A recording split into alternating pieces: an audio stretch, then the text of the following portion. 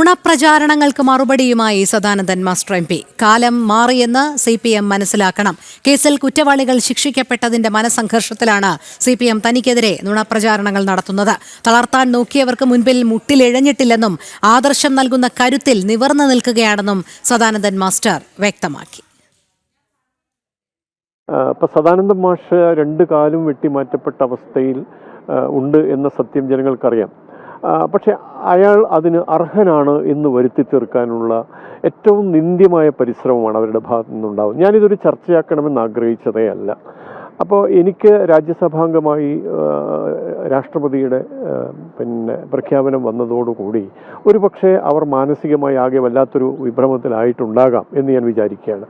അതും അണികളിൽ ഉണ്ടാകുന്ന ഈ ആശയക്കുഴപ്പമോ അല്ലെങ്കിൽ പാർട്ടിക്കെതിരെയുള്ള വികാരമോ വഴിതിരിച്ചു വിടാനൊക്കെയുള്ള ശ്രമത്തിൻ്റെ ഫലമായിട്ട് വലിയ നേതാക്കൾ തന്നെ രംഗത്തിറങ്ങി നുണ പ്രചരിപ്പിക്കുകയാണ്.